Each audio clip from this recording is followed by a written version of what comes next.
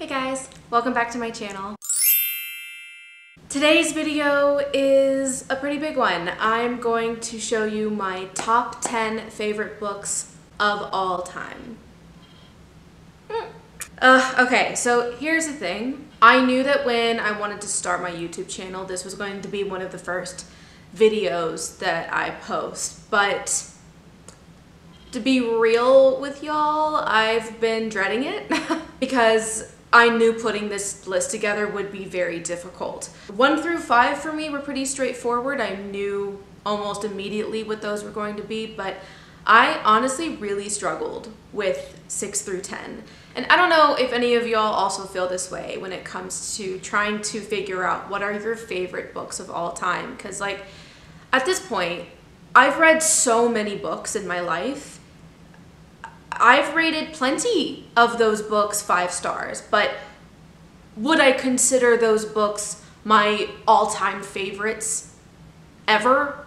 Not necessarily. So I went back and forth on this list forever. I finally narrowed it down. I'm still, to be quite honest with you, I'm still not completely satisfied with this list, but I have nailed it down to 10 books that mean a lot to me, changed my life in some way, and books that I just continue to think about, despite the fact that I may have read them years and years and years ago.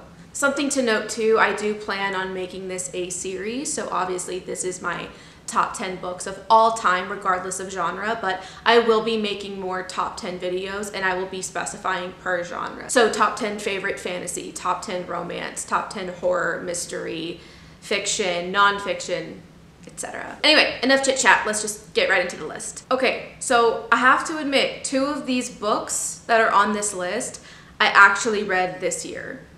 And is it bold of me to put 2 books that I read this year on my top 10 favorite books of all time? Maybe, maybe. But I do think they deserve their place on this list because I know they will be books that I will continue to think about for years to come. So number 10 is Everything I Know About Love by Dolly Alderton. I read this a couple of months ago and I have never felt more seen and understood as I did when I read this. This is her memoir. And what's weird is that I'm actually very funny about memoirs, as in I don't really read them all that much. Every now and then, once in a blue moon, I'll read a memoir. It has to be a very specific person for me to want to read a memoir. And admittedly, I didn't even know who this was when I picked up this book, which is funny since I actually read last year I actually read her fiction book called Ghost or Ghosts, and I completely forgot that was her because I wasn't a huge fan of that book. But I had seen this book trickling around on social media and everyone kept talking about how moving and funny and relatable it was, and so I thought, hey, I'll give it a shot. And this was a book that I pulled from my TBR jar. And it blew me away. This is her life story, Dolly Alderton. She is a journalist from the UK. And like I said, I did not know who she was before reading this. And now I want to be her best friend. I want to know everything about her.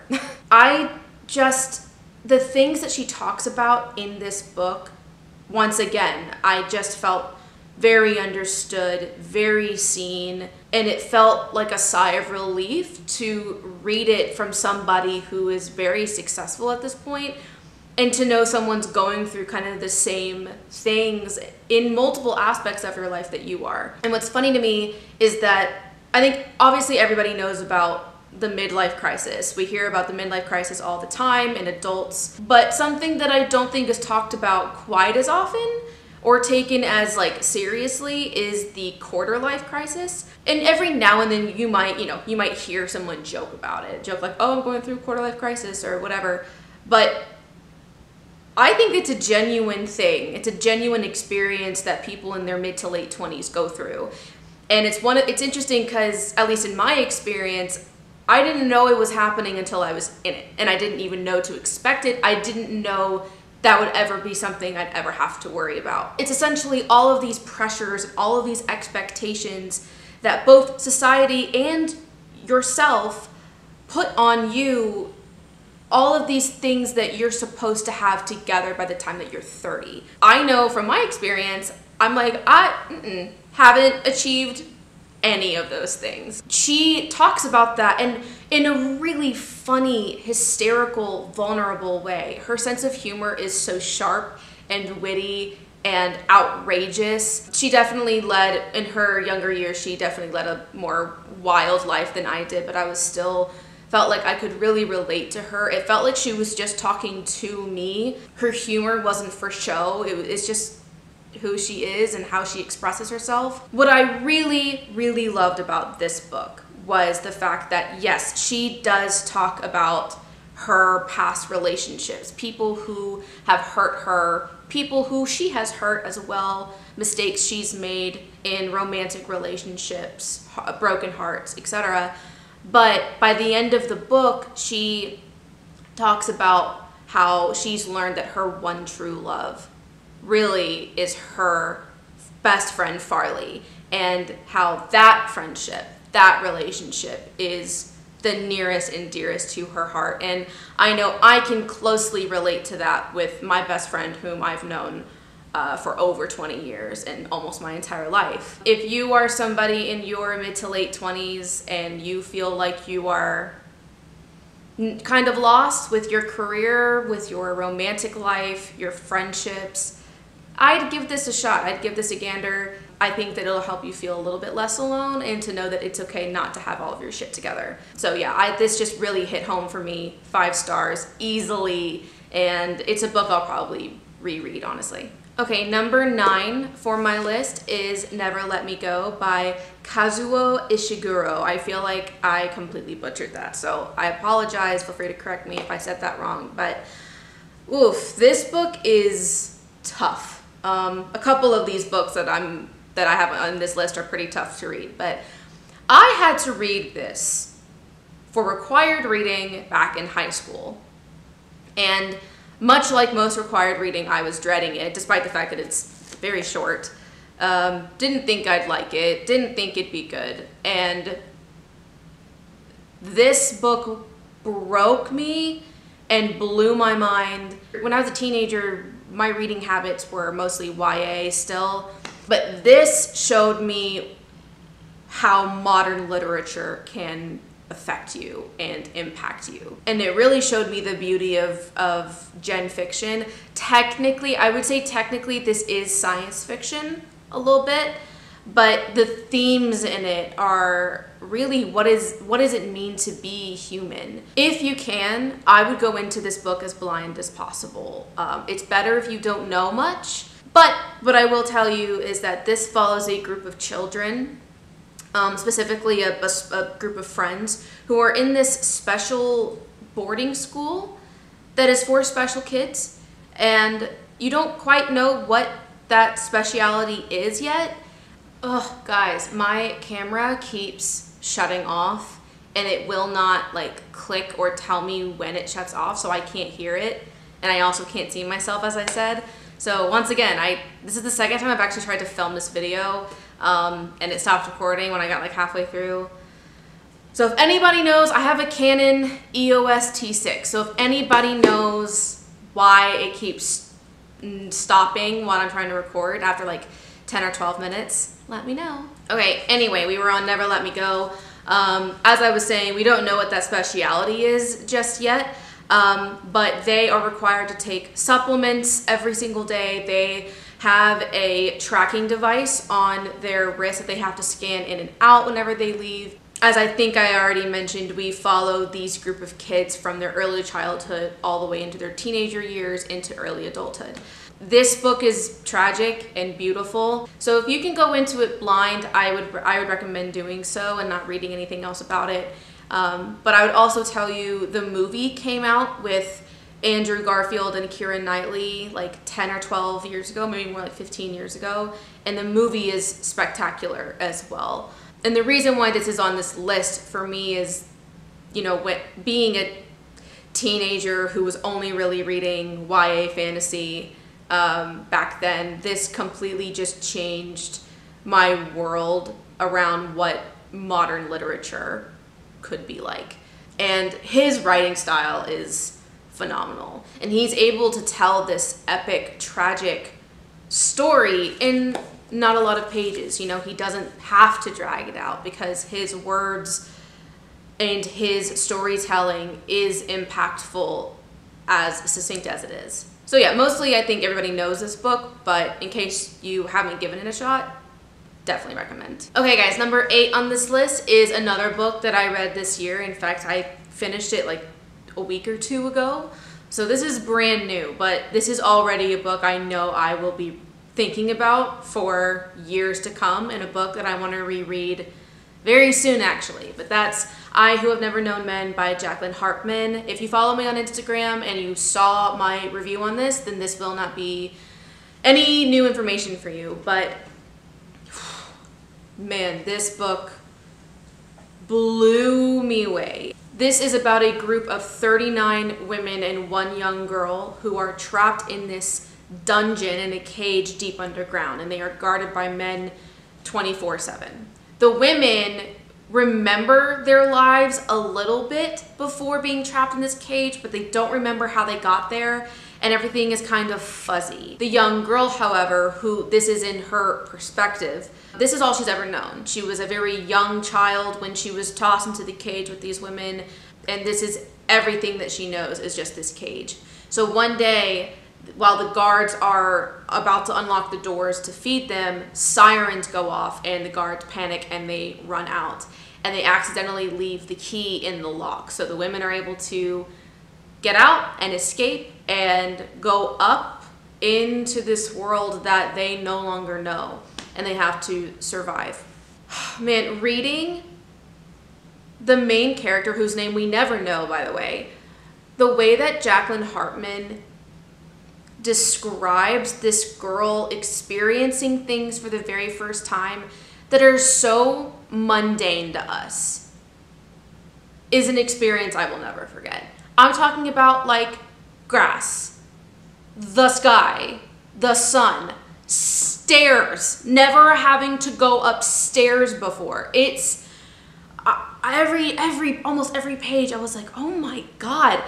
And we follow these women for years trying to survive. And again, you know, like I'll admit, when I picked up this book, I thought, based off of the title and the synopsis and the few quotes I had read, I thought this was going to be a book about the tragedy of being a woman and what does it mean to be a woman, and female rage and all that.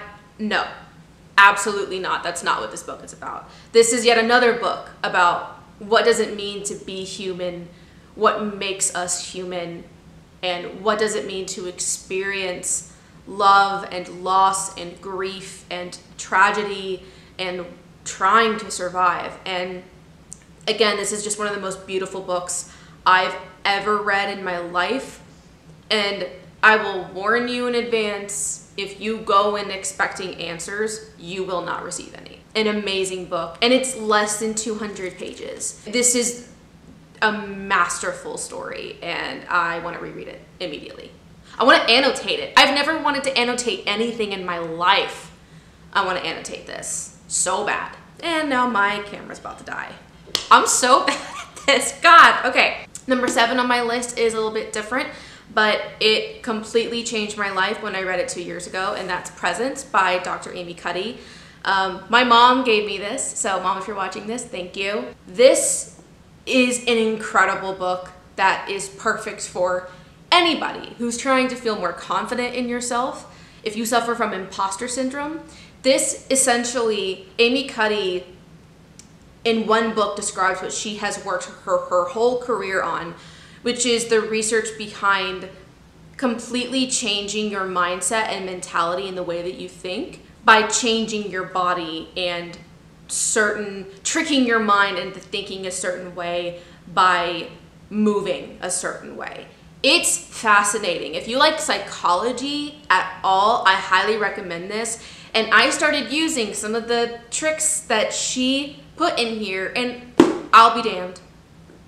It works. I'm telling you, it works. This really helped me in a time where I felt very intimidated in the place I worked at the time. But this also has helped me with feeling better about going out on dates. It's phenomenal, so I highly recommend it. Number 6 on my list is The Red Tent by Anita Diamant. I read this 5 or 6 years ago, and this is a historical fiction, technically biblical fiction, which I know might turn some people off, and I get it. I grew up in Catholic school for 12 years, so concepts like this actually intrigue me. And what this author has done, she's taken, in the Old Testament, there's the character of Jacob, of course, who has 13 sons and 1 daughter named Dinah. Dina. I say Dina, it might be Dinah. Feel free to correct me if I'm wrong. But what this author has done is she has created this whole story and narrative around Dinah. And Anita Diamant is such an incredible storyteller. It is engaging and powerful from the first page to the last page. And even though this is a hypothetical what-if story, it is very much a testament to what it must have been like as a woman back in those times, being one of the only females in a very large family, 13 brothers, 1 pretty powerful father, having 4 mothers because he had 4 wives. You just root for Dinah the entire time, and this really got me into historical fiction as well. This is the book that really made me go, ooh, historical fiction seems like a really cool genre. So if you are a fan of historical fiction, absolutely, I would read this. And you don't have to know anything about the Bible or Christianity to enjoy this book. Okay guys, we are officially in the top 5. Like I said before, these were pretty easy to pick and choose. These have been my top 5 for years now. It's going to be pretty hard for any other books to replace these, but not impossible. So number 5 is one that's just very near and dear to my heart, and that is A Great and Terrible Beauty by Libba Bray. This is my whole brand's namesake. I read this when I was 11 or 12 because a friend of mine, who I'm still friends with to this day, told me to read it. And this introduced me to YA fantasy. Honestly, this series is what opened my eyes to the YA fantasy genre and how much fun it could be, and it really showed me how much fun reading can be. That's what this book did. In this story, we follow Gemma Doyle, who is an English girl with an English mother, but they are traveling to India at the start of the story. And her mother seemingly all of a sudden kills herself, and it's pretty violent and traumatizing. And so she is then sent to, after her mother has passed, she is then sent back to England. This takes place in Victorian England, by the way.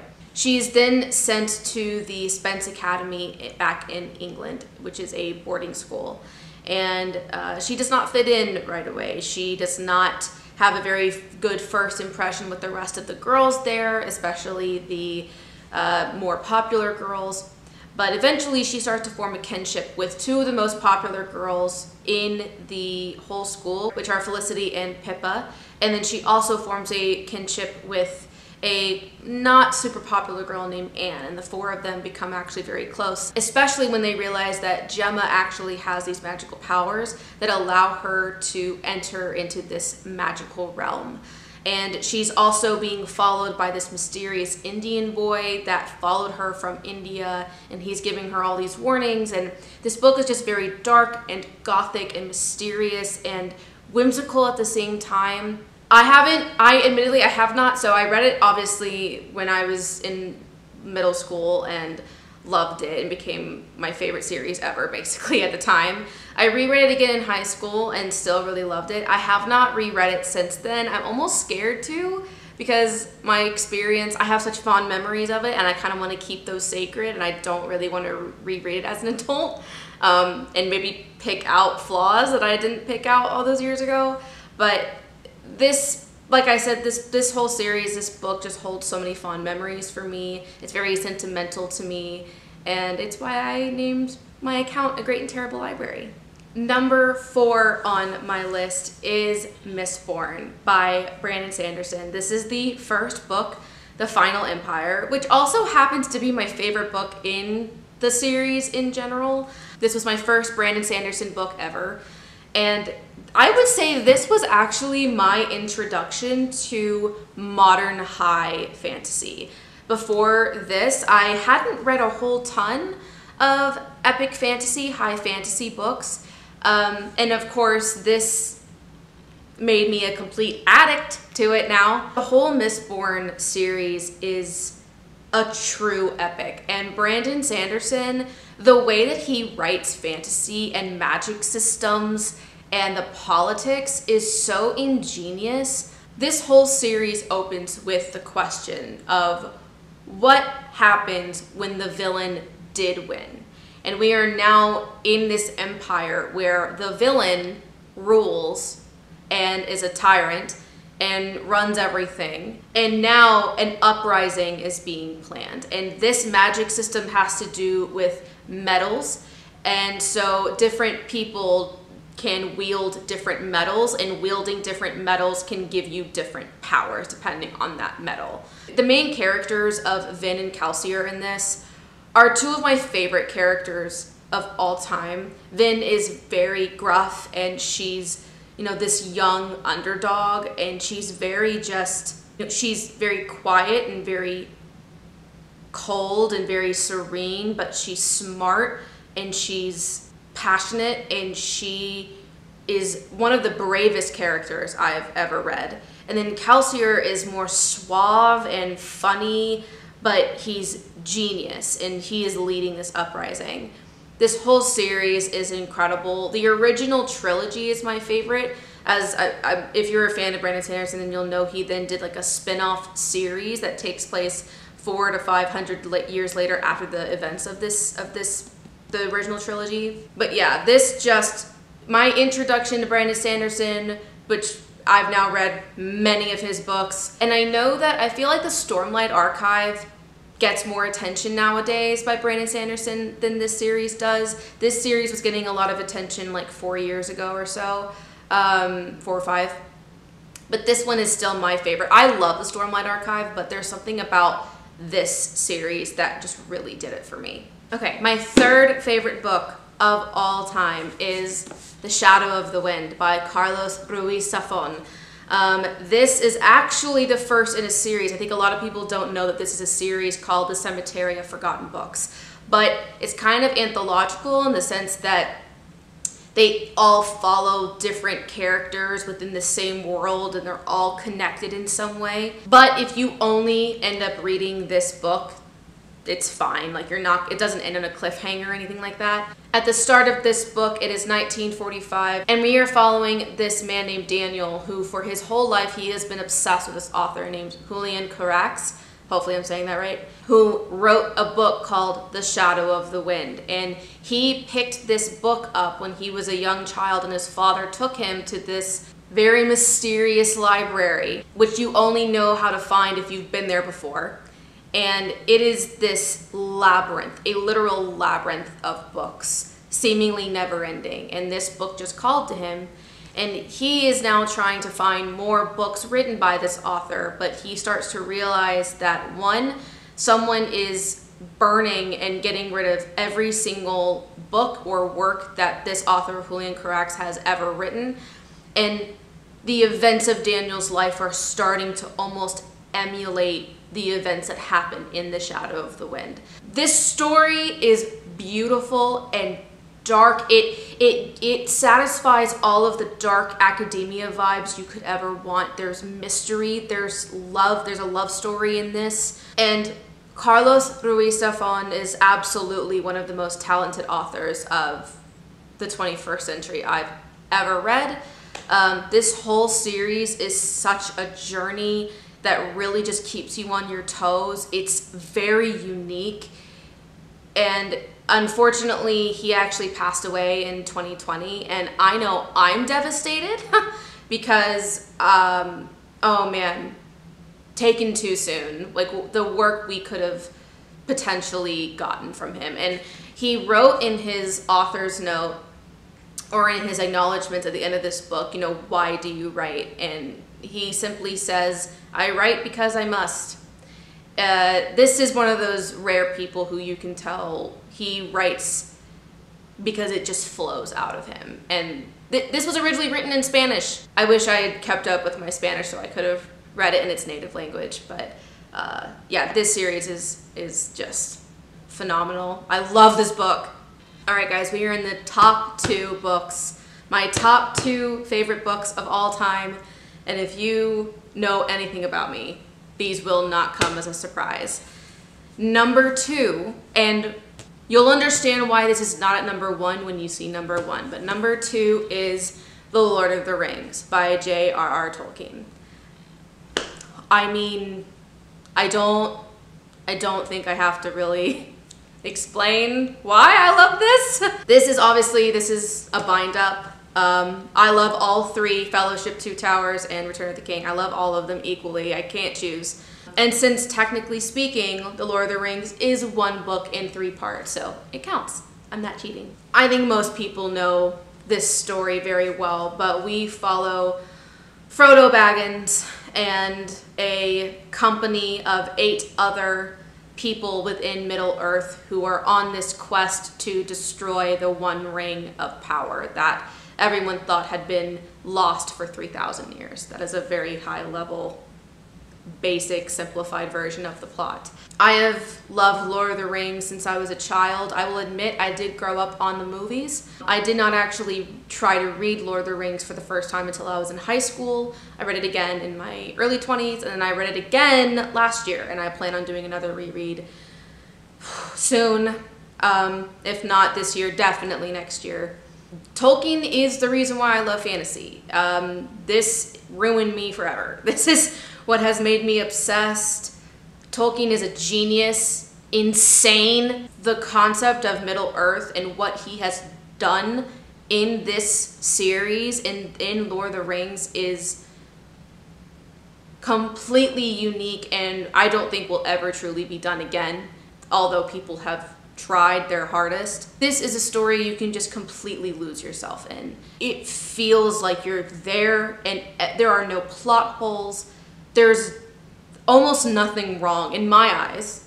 There is almost nothing wrong with this story. It feels so good to be in a story where the author has thought of everything. And then, of course, the movies by Peter Jackson, the Lord of the Rings trilogy, my favorite movies of all time. I know that I'm sure there's plenty you can critique about the movies, but to me, they are damn near perfect as well. He took so much and was able to fit it barely in 3 movies, and I rewatch them every year, multiple times a year. I think I've seen each one like 50 times each by this point. They make me happy. They are exquisite films, and the book is, as I said, it's practically just a perfect fantasy story. And it has completely molded my world and molded my life and my reading habits. It is an exquisite work of art in my mind. Okay, we're here. My favorite book, my number 1 favorite book of all time, The Hobbit by J.R.R. Tolkien. And I'm sorry for getting the glare from the sun. This right here, this is what started everything for me. Specifically this book, this edition. My dad actually inscribed it and wrote in it. Thanks, Dad. And he read this to me, and I was ruined for the rest of my life. You know, my dad was a huge Tolkien fan throughout his childhood and read all of the books every single summer for like well over 20 years. So he decided to read The Hobbit to me when I was 5 or 6 and immediately obsessed. Immediately. And so then, of course, they decided to take me to the movies when they came out in 2001, 2, and 3. And then that just solidified my obsession. Again, I'm pretty sure everybody knows this story, but for those of you that don't, this follows Bilbo, who's Frodo's uncle, and we follow him on his adventure. And he is recruited by Gandalf, who is also in Lord of the Rings, to help Thorin Oakenshield, who is a dwarf and the lord of all dwarves. and the rightful heir to rule the dwarves, and they want to take their kingdom back underneath the Lonely Mountain from Smaug, the dragon. This is a children's story. That is the main difference, I would say, between The Hobbit and Lord of the Rings. This is a true children's book. Lord of the Rings is not. But this is what started everything. This came out in like I think this was originally published in 1938. Tolkien wrote this for his children, and then it became a huge success, and then he wrote Lord of the Rings, and Lord of the Rings became what it was. This holds so much meaning to me. This is what started everything for me, and it's gonna be really hard for any books to ever top The Hobbit and Lord of the Rings. I'll be honest, both of these are pretty much on the same level for me. It's just I put this one as #1 since this was my true introduction to everything. Also, don't talk to me about the Hobbit movies. I will get violent. Okay, that is it. I finally, hopefully, finished this before my camera died. So many technical difficulties. I'm still working out the kinks here. But thank you so much for watching. As I mentioned, I want to make this a series. I want to do my top 10 books in each genre, so you can look forward to that very soon. And I hope you all have a lovely rest of your day, and I will see you soon. Mwah.